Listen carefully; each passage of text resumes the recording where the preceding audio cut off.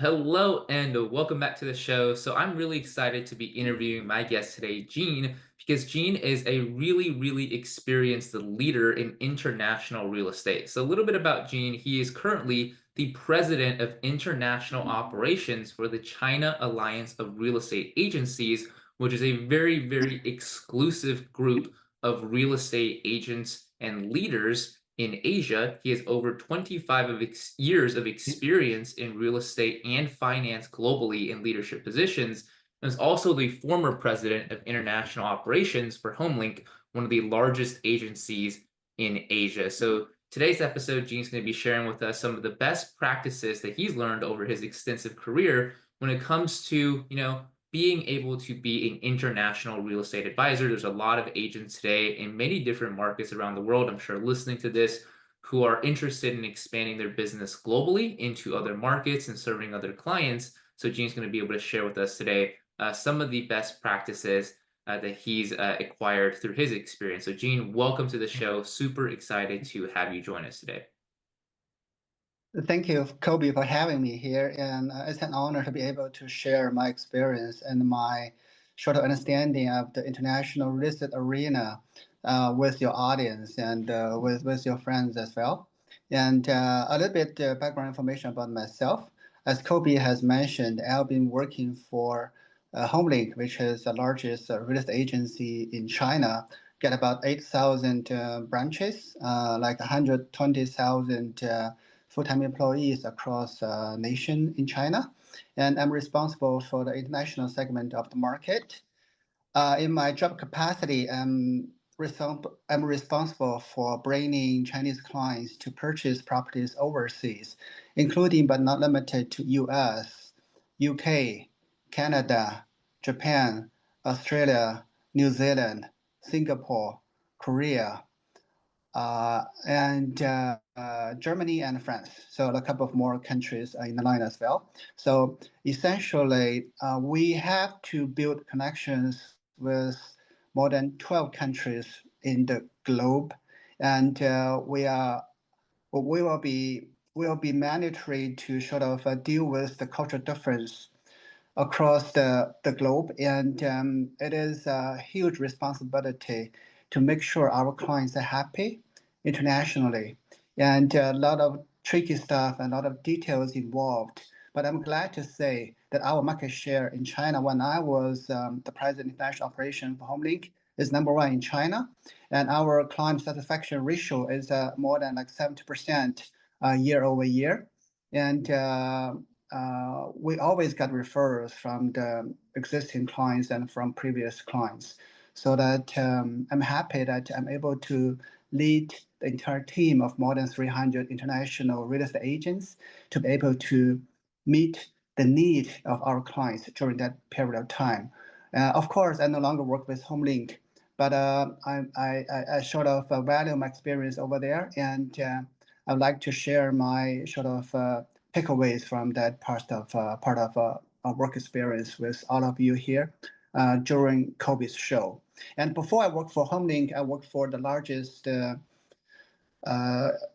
title insurance company in U.S. called First American. I worked in Bay Area for 4 years and in China to be their country manager for like 7 years.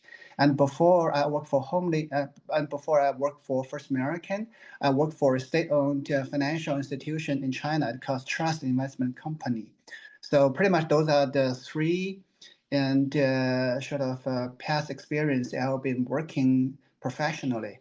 And right now I work for Korea, which, as Kobe described, is a Chinese version of NAR.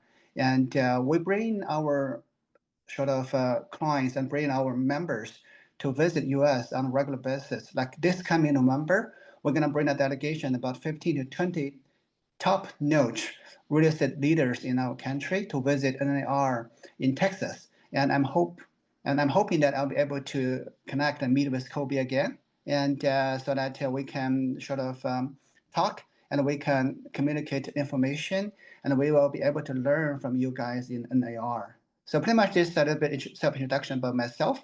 And Kobe, how shall we work on the process that you described? You're going to ask me questions and answer, or just go through the sort of topics that we discussed before?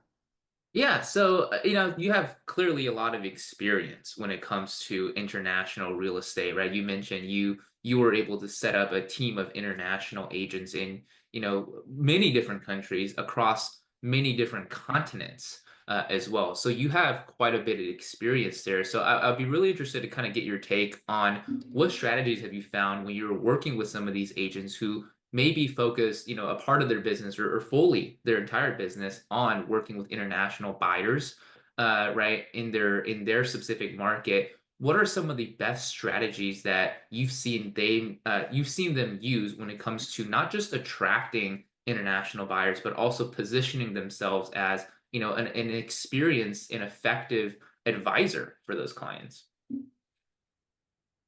Yeah, I mean, there are many strategies that we adopt and developed during the work involved with international buyers.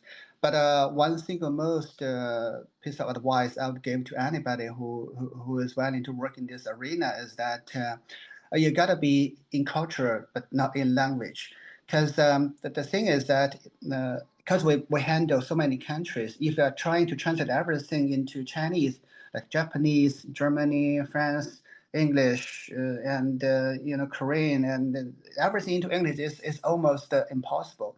Besides, the clients who are interested in the specific country, in the property and everything, chances are they have some connections over there. Either they get family members, or they're interested in the culture, or they have been working or studying over there and everything. So they know quite a bit of the information of that country. In that case, if you are not fully bilingual, or if you are not an expertise in translating everything into Chinese, they're gonna actually not add interest but doubt. Oh my God, this is the language you translate to me in Chinese. I don't know whether you can handle my business over there because it's not what it meant to be at all.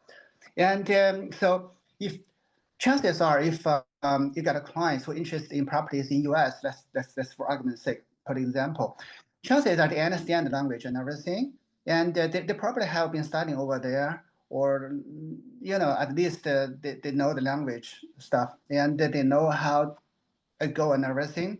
So in that chance, in that way, in that matter, I would recommend you just to put everything in writing in English and explain to them in Chinese whenever they have a doubt or something beyond their comprehension. Then you can explain it in their local language. Otherwise, everything in the English is fine. It's more accurate.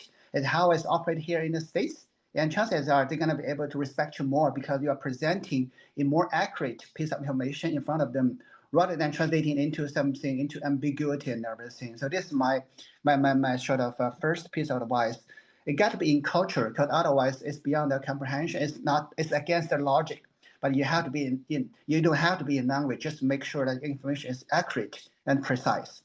And of course, there right now everything is AI powered, so it need to be like everything got to be like digital process and the localization, and has to be like AI supported, so that people get the necessary information they would need to draw the conclusion or make the decision.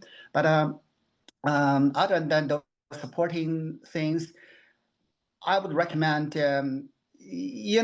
just adapt to their culture and respect their culture.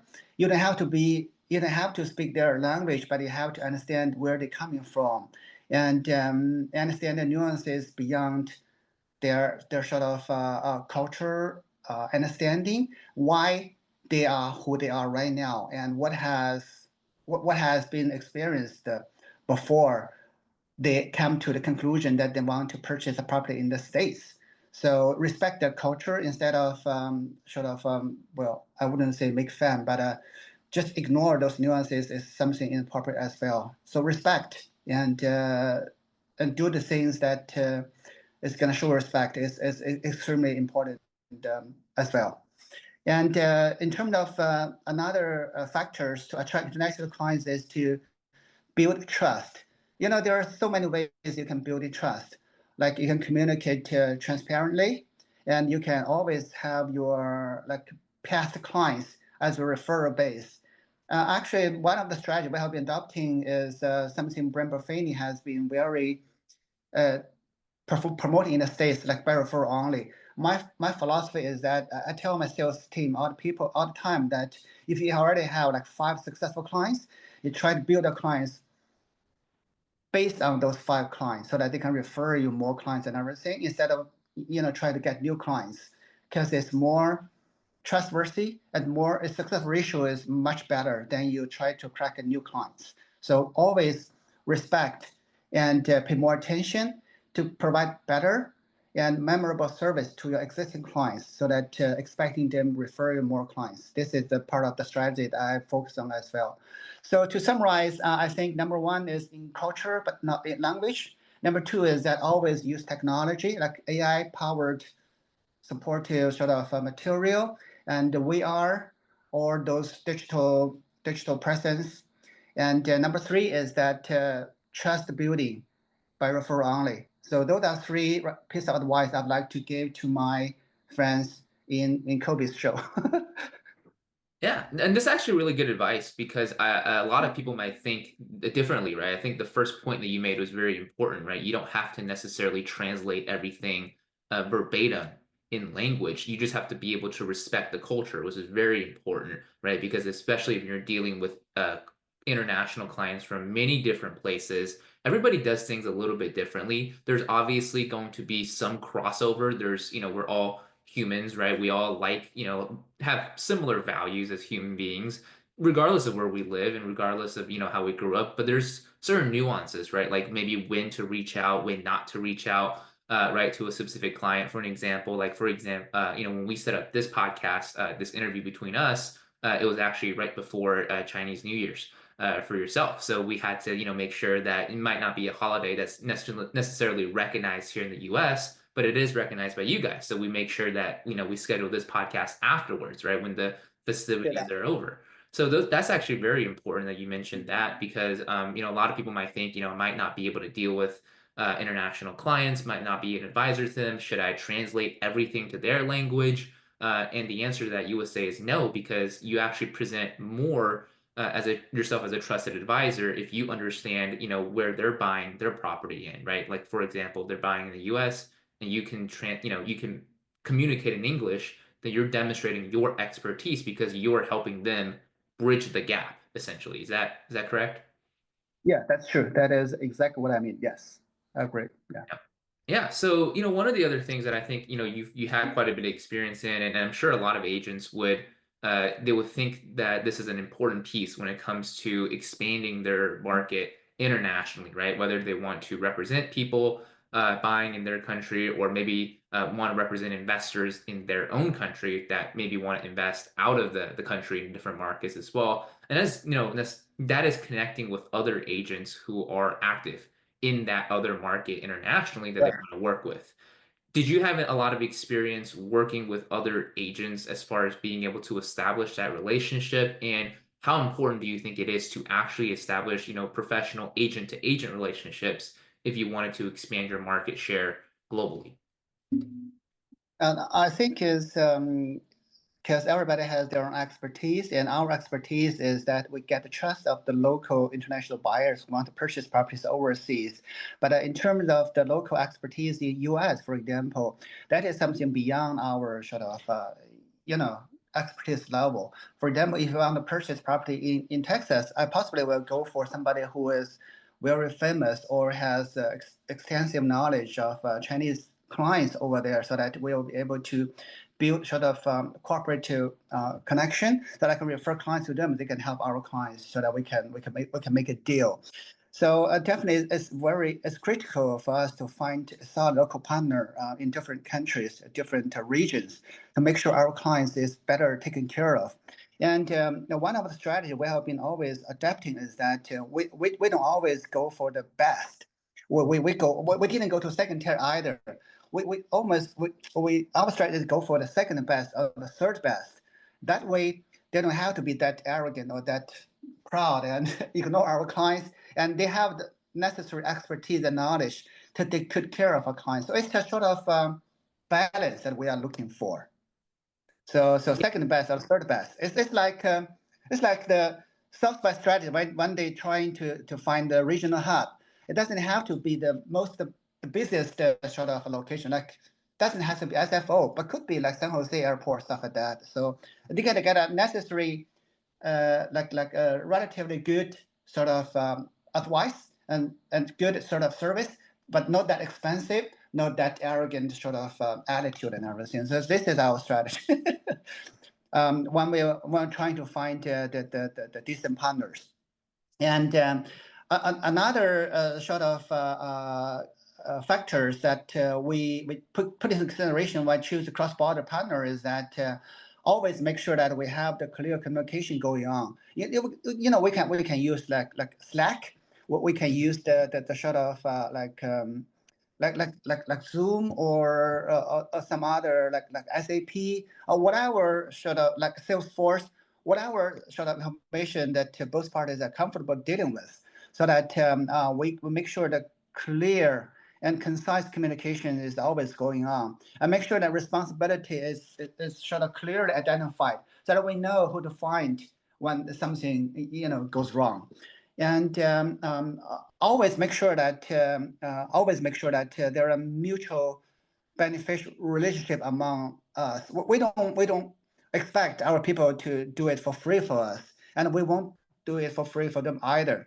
We always make sure that we have a very reasonable split that we have been agreed upon from the very beginning, that we know we're going to come up with toward the end, and we make very sure that we are very clear on our expectations on how we treat our clients and what are specific steps we want our clients to go through before they purchase a property or even they view a property. For example, you're going to pick up an airport, how much going to pay you, and are you going to show them how many properties, and are you going to go through the entire sort of signing process, are you going to send them back to the property and send back to the airport.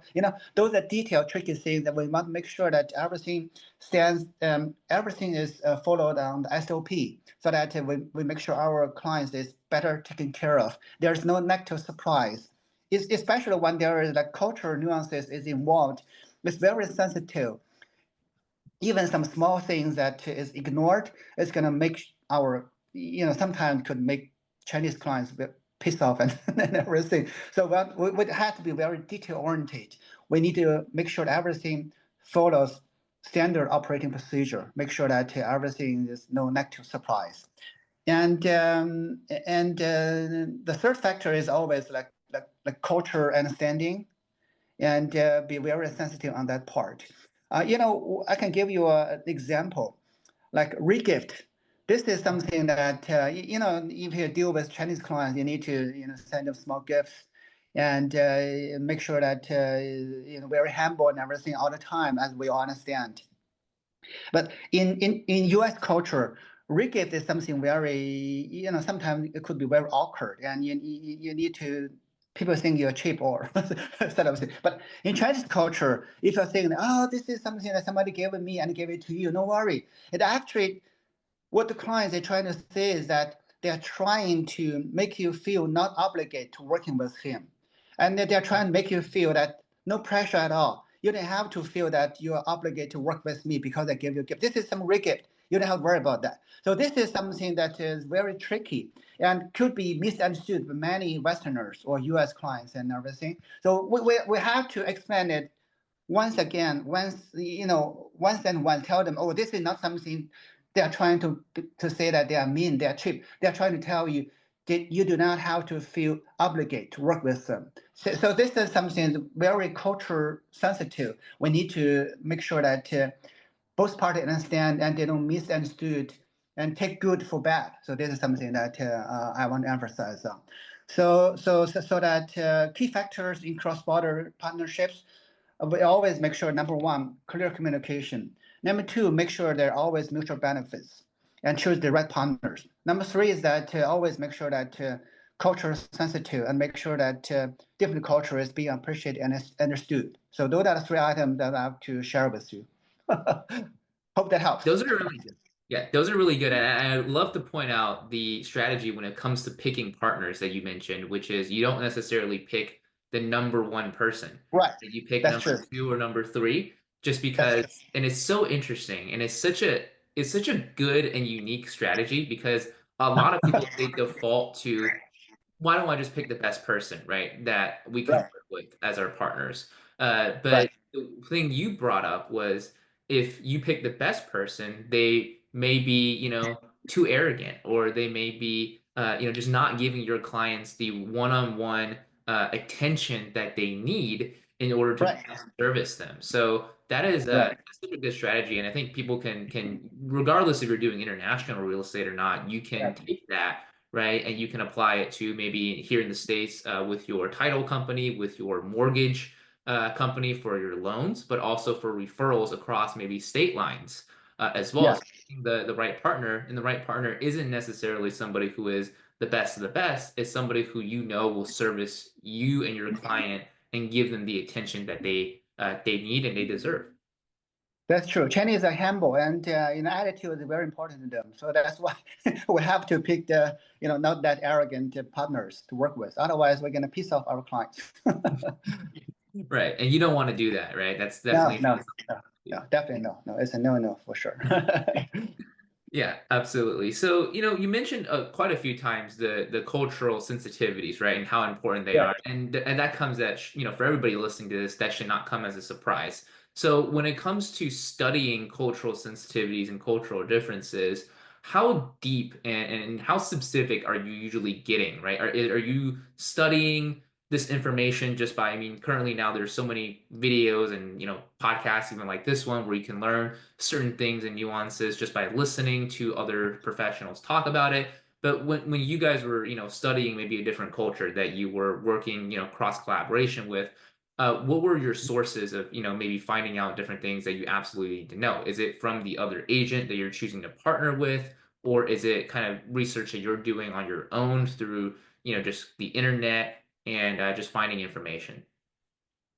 My recommendation would be always find the decent local partners and refer them to the local partners so that to make sure your clients is better taken care of, rather than learn all the nuances in different cultures, like 12, in our case, 12 different cultures, and maybe in your case, more than 100 different cultures. This is just something, it's mission impossible. So that my piece of advice is always trying to understand the very basic and nuances. Like Japanese, one we know that very polite, very sort of punctuality, very on time, and very humble. And Chinese is always give some small gift and always very picky. Always bargain for price. So we understand those type of things. They're just a little bit. It's good enough. We understand what's going to coming up during their discussion process and negotiation process. That's good enough, as long as you have the decent local knowledge and decent partnership that they can help you find the best resource, best listings, and best properties looking at in their local area. That's good enough. Give your partners the opportunity to serve your clients as long as you are better, trust your partners. That's good enough.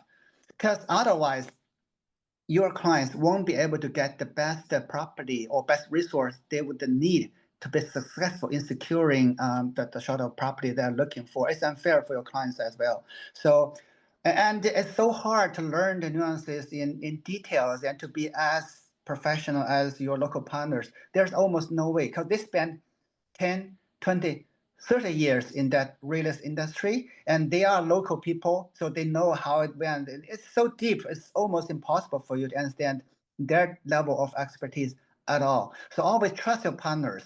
Make sure you find the decent partners, and that's good enough. And refer them to your partners so that your clients can be taken good care of.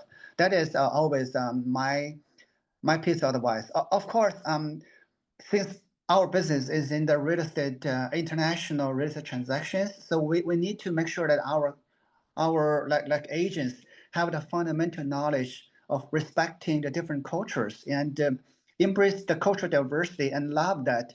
That is something is like really that can be educated. But other than that, so many nuances is almost impossible to understand.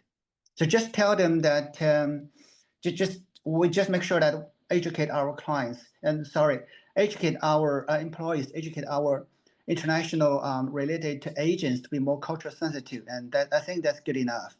and leave the rest of the sort of tricky part to our partners, and they will be able to handle that. If your client is not able to like deal with your local expertise and the cultural sensitive agents over there, chances are they won't able to be successful settle down over there either. And if that is the case, better not try to help them purchase property over there anyway, because they won't be able to make it. Yeah, exactly. That's some really good advice actually, because I think people a lot of times when they think of expanding their reach globally, that they need to be the expert, right? That's what a lot of real estate agents are taught. Regardless of what market they're in, they need to be the expert in real estate. But when you're working with other clients, especially in a cross cultural or a cross border transaction, you always remember there's always going to be another agent on the other side, most of the time, a right partner who will understand their clients from their point of view much more, they're because they're much more involved in the culture, right? So you can rely on them. You can understand, like you mentioned, a few key points, a few important aspects, so that way you're not, making, huge blunders or huge mistakes based on your interactions. But you do always, should have somebody locally, right, to help you with some of those very detailed nuances, so that way you're not going out there and trying to immerse yourself in the culture of 20 different markets, right? Which some agents might go out there and try to put that pressure on themselves to do. So That's true. Yeah, and you understand that as well. Right now, if I see the some sort of culture or education, when I see people with like two hand cards, it always make me feel funny because even nobody doing that over there in China or in Japan, and they're still lecturing this thing. It just makes me feel that something very very funny. But I mean, we appreciate that because you are showing that your attitude that you respect the cultures of different part of the world, but that is something so outdated and just feel funny, a little bit funny. So just share with you.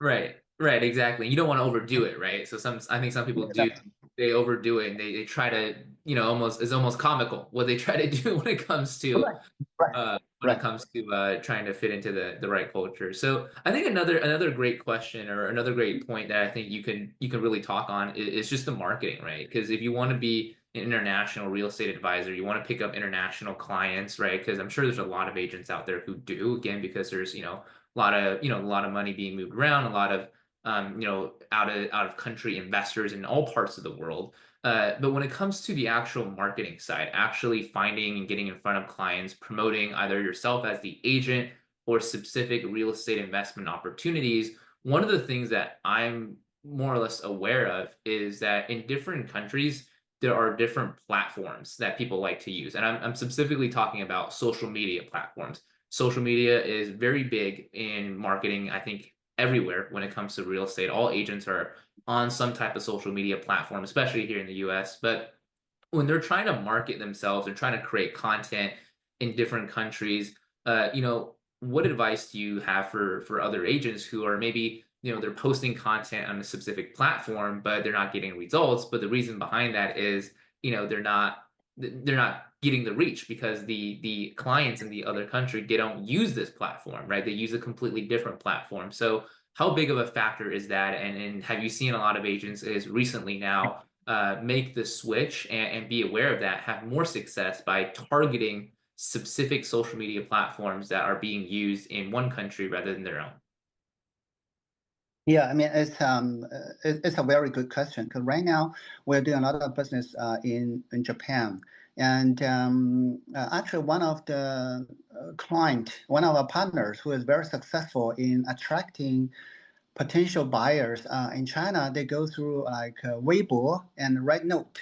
Those are two like top social media and very popular here in China. Of course, WeChat is popular as well, but and TikTok and those things are very hot as well. But two things that our partner in Japan has been using for the past like 5 years are the Weibo, and for the past 3 years is Note, and he has adopted a strategy that it has been learning and very successful in one of the class that he has taken is localization of the services and the way of communicating with potential clients.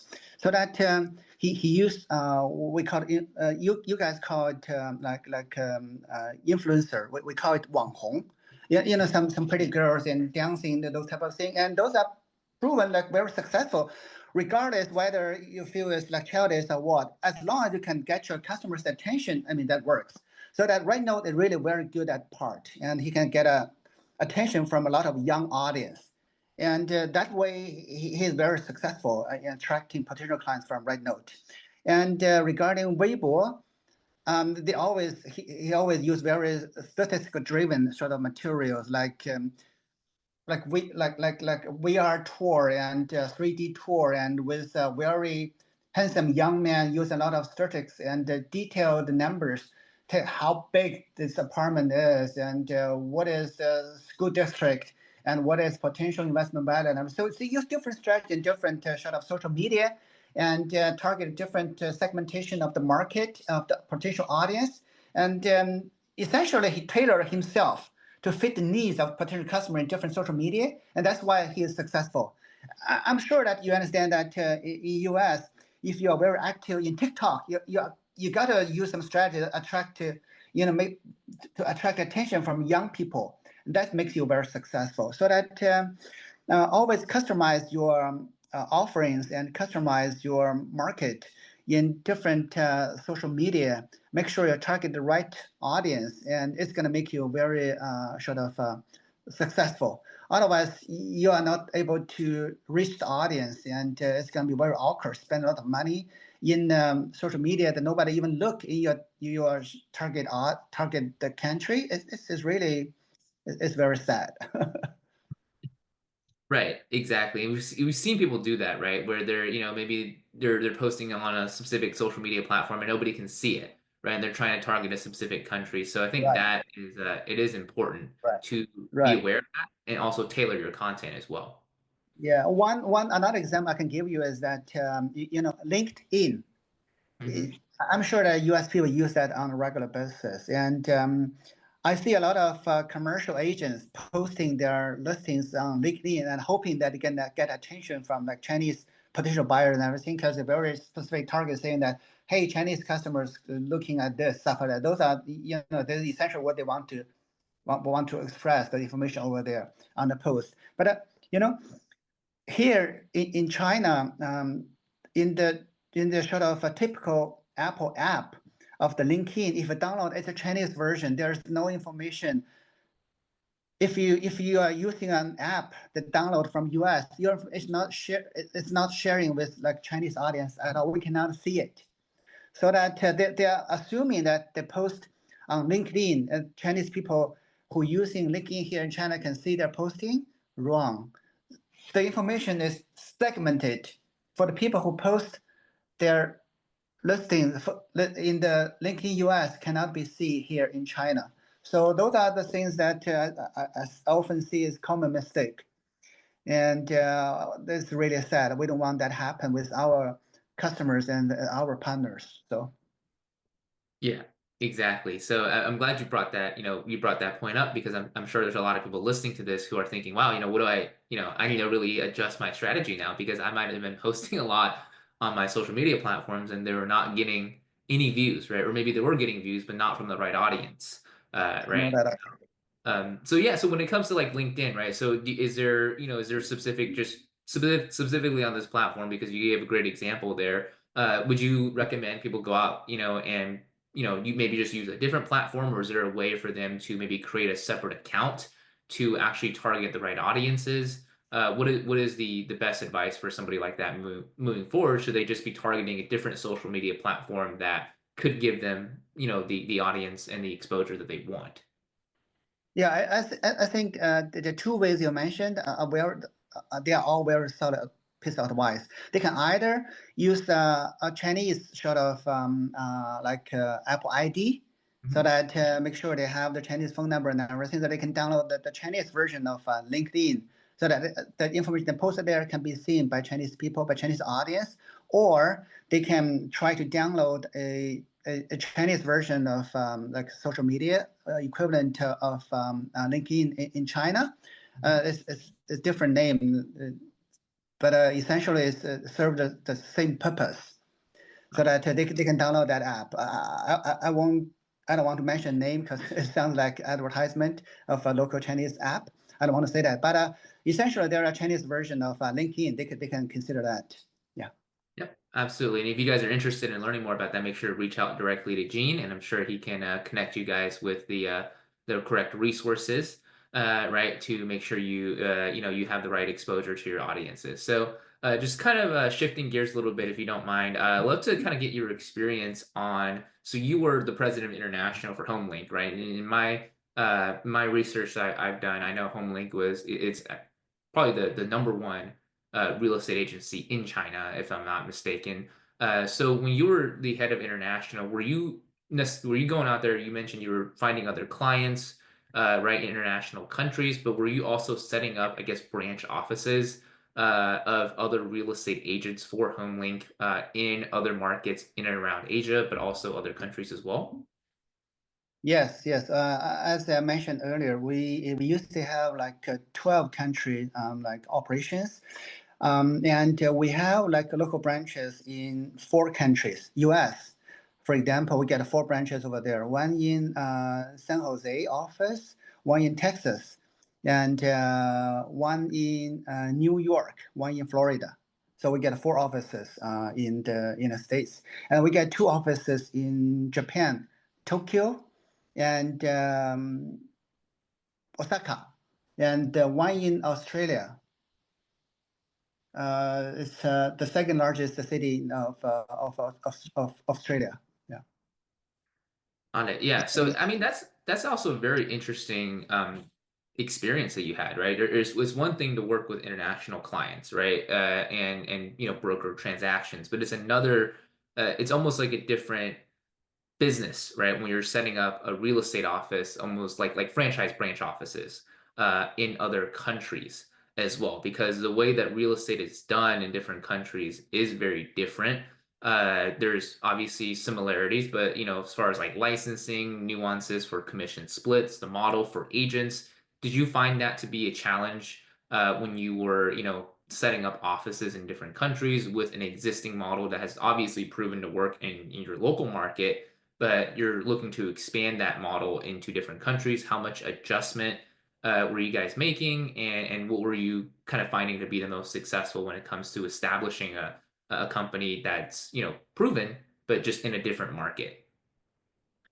Because the culture is different and the local practice is different. So that back in like 3 and 5 years ago, when I was serving as president international operation for HomeLink International, we used the direct operation approach in Japan, but we used the franchise sort of mode over there in the States because it's just different, and also the sort of it's very high maintenance over there in the States. As you can understand, is the cost and everything is super high, so that supposedly that franchise model is more cost effective and more successful mode for us at that stage. But for Japan, it's totally different. I mean, culture-wise, it's very similar to Chinese culture, and people are willing to work wholeheartedly and without considering whether overtime or anything over there as well. So that we find it very comfortable in adapting our local strategy over there in China, in the Japan market, and has been proven very successful as well. So that in different country has to adopt a different technology and a different sort of a local practice and local strategy. Make sure that it's aligned with the local market, so that cannot just using one strategy across the country, across the world. It's not going to work. Right. Exactly. So very, very similar to in establishing client relationships, right? You have to make sure that whatever that you are doing, establishing operations in a new country, you have to make sure everything is aligned with their current market because they're not like an entire country's. business operations and culture is not just going to change for you, right? As a company, so you have That's to true. adopt That's and true. adapt to Yeah. their customs. Yeah, and also another challenge is that we get a very broad client base back then, and like people throughout China, the agents of HomeLink refer their clients to us so that we can just refer them to our partners in the States or in Japan or no anything, and they don't necessarily focus on the four branches that we had in the States. They could be interested in some other area like in Alaska or in Hawaii or you name it, because they are the client base from such a broad base. So that it doesn't make sense for us to build branch throughout the states. We just cannot, it doesn't justify the business volume and everything. But in another hand, we have to make sure that our clients are better taken care of so that I would say that our strategy of building like a partnership is more successful than our sort of practice and strategy in building branches, just because the clients are geared toward that direction more than sort of direct operation and the franchise model. Yeah. Yeah, absolutely.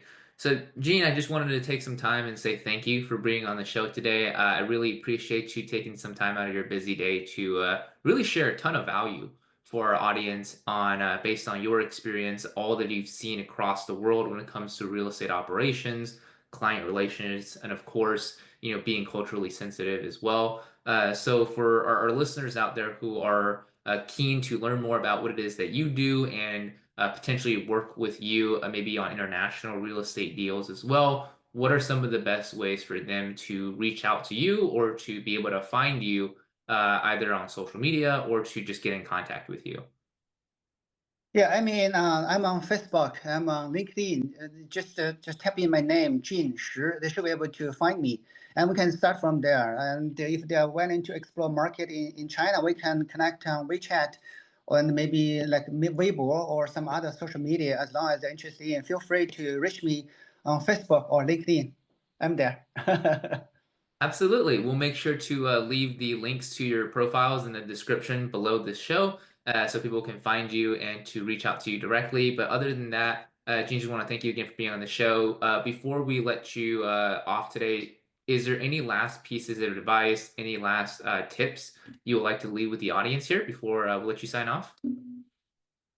I mean, I'm a person who fully believe that the world is a global village and the world is flat, and I'm a strong believer that if you are able to sort of navigate through the different cultural nuances across the world, you will be able to do anything you're trying to accomplish because the cultural difference is the single most sort of difficult items, in my opinion, to conquer in this entire world. If you're able to do that, you'll be able to be very successful in selling property, selling products, selling services, doing whatever you are.